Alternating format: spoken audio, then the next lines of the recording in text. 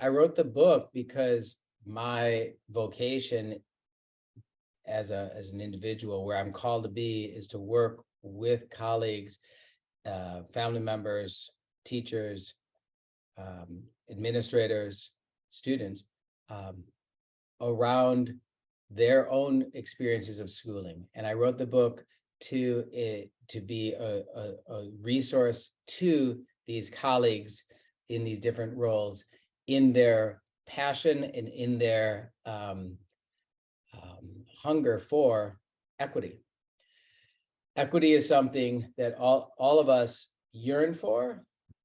Justice is something that we yearn for, and it's something that we each, in our own ways, face barriers to. And so I wrote the book to speak to my colleagues in these different roles, in these different kinds of school settings, to be a source of a resource for them.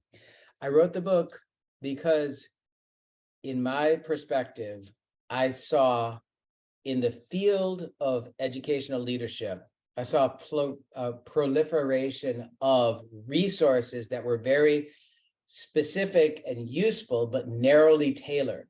And we have lots of resources that help us think about students with disabilities, or think about anti-racism, or think about serving culturally and linguistically diverse students, or think about combating homophobia or xenophobia, or thinking about poverty. And we have lots of specific resources for leaders and teachers. And I saw people being overwhelmed with so many different resources and so many different things to do, and another tool to put in my tool chest, and lacking an overarching schema to help me organize my thinking. And that's why I wrote the book. What can help you organize your thinking? When you are navigating, when you are literally navigating a sailboat, you have lots of different ropes and lots of different things on the sailboat that you can move and think. But if you're just trying to move a rope or push it or pull a tiller, and you don't have a way of understanding what's going on, where am I going? If you don't have that schema, you're going to run adrift, you're going to run afoul, you're going to run ashore. And so I wrote the book to be a resource to help school leaders, family members, teachers, to navigate social justice amidst this proliferation of other tools, but lacking an overarching schema. I hope the book serves. Who do I hope the book serves? I hope it serves a wide array of people who feel called to, drawn to leadership. And that can be positional authority or not, but they feel drawn as an administrator, as a teacher, or as a parent, to impact change toward equity in their school situations. And what impact I hope it has, I hope that this book invites conversation, invites dialogue, invites interaction.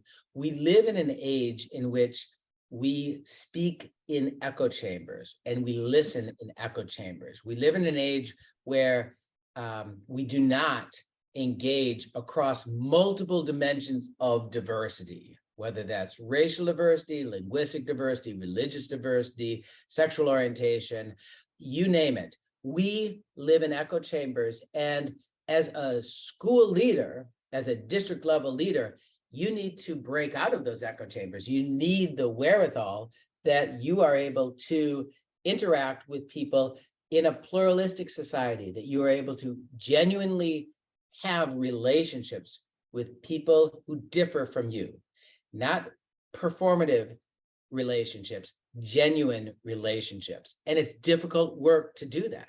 And we need tools to do that. We need a way of thinking that allows us to do that. I hope that this book contributes to dialogue and reflection that allows people to develop that kind of relationship.